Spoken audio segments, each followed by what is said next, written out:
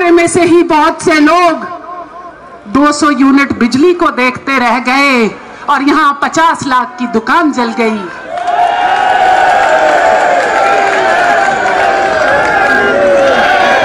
की फैक्ट्रियों में पेट्रोल इतना कहां से इकट्ठा हो गया, एसिड इतना कहां से इकट्ठा हो गया, ये महीनों से तैयारी चल रही थी।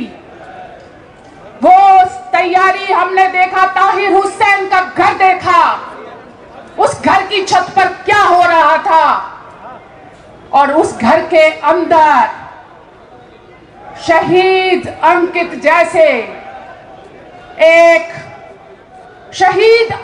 जैसे एक जाबाज सिपाही, आईपी के ऑफिसर, उनको किस तरह से मारा गया।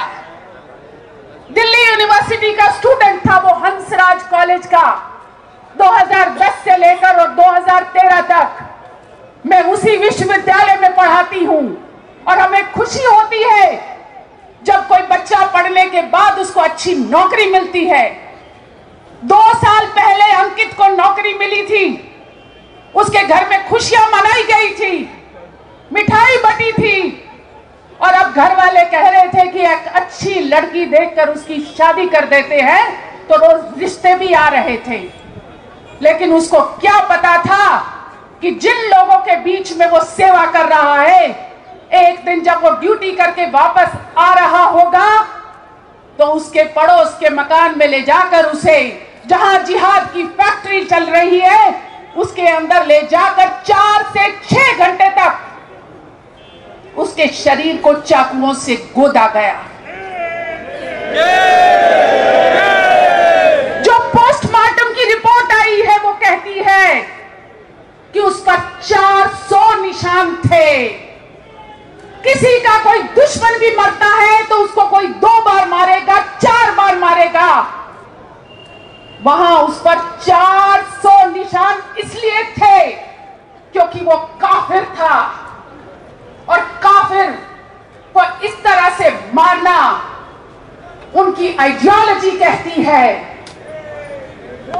और इतने पर भी वो जिहादी मानसिकता जो है, इसी मानसिकता ने देश का विभाजन भी करवाया था। इसी मानसिकता ने आज हमें दिल्ली की सड़कों पर लहूलुहान पुलिस कर्मियों को दिखाया है। इसी मानसिकता पर हमें चोट करनी होगी। और आज हम यहाँ जो एकत्रित हुए हैं, मैं उनको बताना चाहती हूँ कि अंकित शर्मा को किस तरह से मारकर गटर के अंदर डाल दिया गया।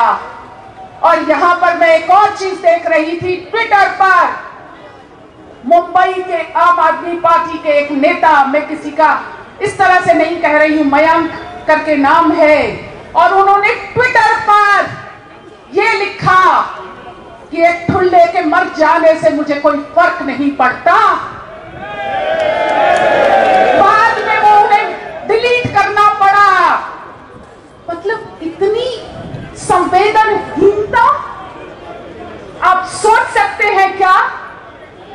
हम बाहर के दुश्मनों से लड़ सकते हैं, पाकिस्तान से हमारा अभिनंदन वापस आ सकता है, लेकिन हमारे लिए इससे बड़ी दुख की कोई बात नहीं है कि हमारे देश के अंदर बैठे हुए आतंकवादी हमारी सेना, जो सुरक्षा बल है, वो वहां उनसे सुरक्षित नहीं है। तो आज एक तरह से ये श्रद्धांजलि मार्च है और मैं आप सबसे अनुरोध करूंगी कि आप किसी तरह के उन्मादी नारे यहां ना लगाएं, क्योंकि एक बहुत ही दुखद विषय पर हम यहां इकट्ठे हुए हैं। ये चाहे शहीद रतन लाल हो, शहीद अंकित शर्मा हो, या और पुलिसकर्मी, 50 से ज्यादा पुलिसकर्मी हॉस्पिटल के अंदर हैं, घायल पड़े हैं।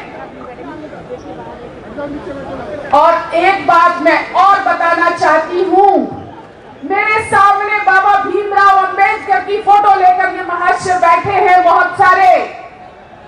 मैंने बाबा साहेब की फोटो को एनटीसीए के प्रोटेस्ट में भी देखा है, लेकिन मैं आपको बता देना चाहती हूं कि जब विनोद जी को मारा गया, एक दलित व्यक्ति है वो, उनको मारा तो उनकी जाति नहीं पूछी गई, ये चिन्हित करके रखा गया था कि किस किस को मारना है, किस किस की प्रॉपर्टी को जलाना है। ये पूर्व नियोजित साजिश है और इस साजिश में बहुत कुछ शामिल है। उन छतों पर कितने दिनों से क्या हो रहा था, आपने, मैंने, हम सब ने उन वीडियोस को देखा है जिसमें छोटे छोटे बच्चों के मन में जहर भरी जा रही है। जिन बच्चों ने दुनिया नहीं देखी, जिन बच्चों ने भारत नहीं देखा, उनके मन में जहर भरा जा रहा है। तो मैं उस मानसिकता की बात कर रही हूं। वो मानसिकता आगे जाकर इसी तरह का खून खराबा और इसी तरह से ही दिल्ली को, देश को जलाती रहेगी। शांतिपूर्ण प्रदर्शन कर रहे हैं, सीए के खिलाफ प्रदर्शन कर रहे हैं। सीएए किसी भी देश के इस नागरिक पर लागू नहीं होता, तो इतना बड़ा झूठ का नैरेटिव क्यों चलाया गया? अगर ये सीएए का विरोध था तो वो मारुति का शोरूम क्यों जलाया गया? दशरेज मैरिज हॉल को क्यों जलाया गया? गुप्ता जी का पेट्रोल पंप क्यों जलाया गया? और एक महिला जो बता रही थी कि उनके पोते को चौथी मंजिल से नीचे फेंका और वो उसकी खुशकिस्मती रही कि उन्होंने उसको नीचे पकड़ लिया और वो बच्चा बच गया। वो इमरान जो बचपन में साथ खेला करता था, वो इमरान कैसे उसने अपने पड़ोस के कितने लोगों के कत्ल कर दिए? वो कैसी मानसिकता है, उसको समझने की जरूरत है। हमने टेलीविजन पर देखा कि किस तरह से स्लिंग बनाए गए। आप इस बात को समझिए कि ये 4 दिन में तैयारी नहीं हो सकती। वो पूरे के पूरे जो गुलेल से तेजाब के बम फेंके गए थे, उसके लिए जो लगाई गई थी मशीनें, जो स्लिंग बनाए गए थे, जो कैटापल्ट बनाए गए थे, वो वेल्डिंग किए गए थे। पूरी की पूरी तैयारी थी। आज हमारे बीच में कुछ ऐसे परिवारों के सदस्य आए हैं जिनके घर के लोग हमेशा हमेशा के लिए इस दुनिया से चले गए हैं, जिनके छोटे छोटे बच्चे हैं, जिनकी सारी उम्र की कमाई, उनका रेस्टोरेंट जल गया, उनका दुकान जल गई, उनका मकान जल गया। हमारे में से बहुत से लोग, हमारे में से ही बहुत से लोग 200 यूनिट बिजली को देखते रह गए और यहां 50 लाख की दुकान जल गई।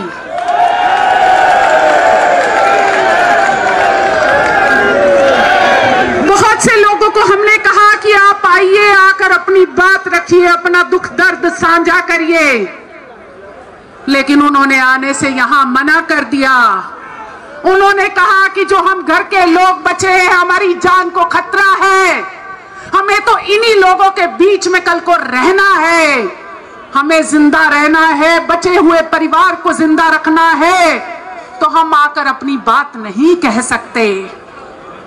बहुत से लोगों ने कहा कि हम बात कहना चाहते हैं लेकिन हमारा चेहरा सामने ना आए।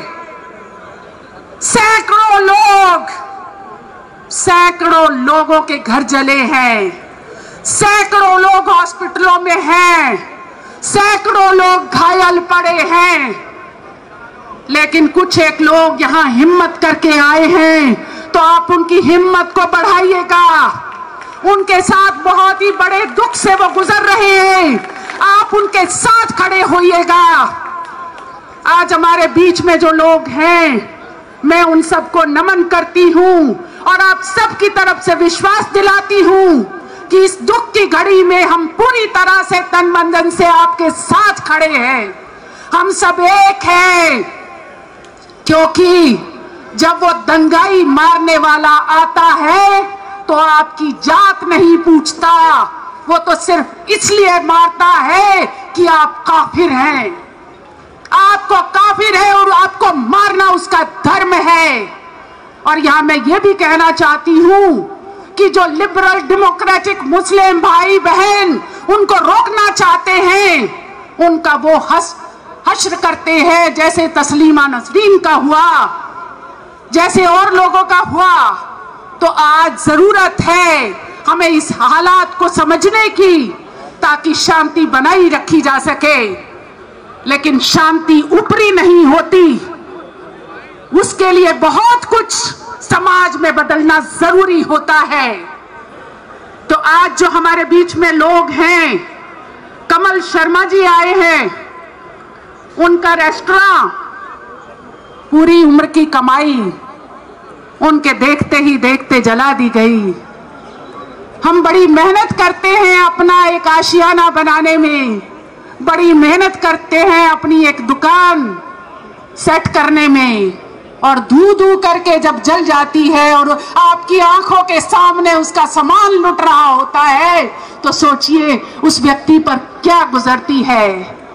तो कमल शर्मा जी आप आए, उससे पहले हम सभी जो ये शहीद हुए, शहीद रतनलाल, शहीद अंकित शर्मा और सभी शहीद विनोद भाई और भी सभी शहीद, उन शहीदों को हम नमन करते हैं, उनको श्रद्धांजलि अर्पित करते हैं।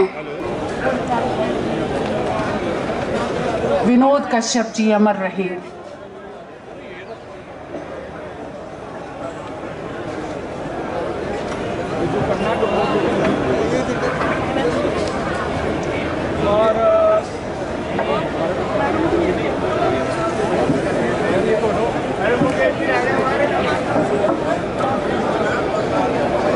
अभी श्रद्धांजलि का ये कार्यक्रम चल रहा है, खड़े हो जाएं सभी।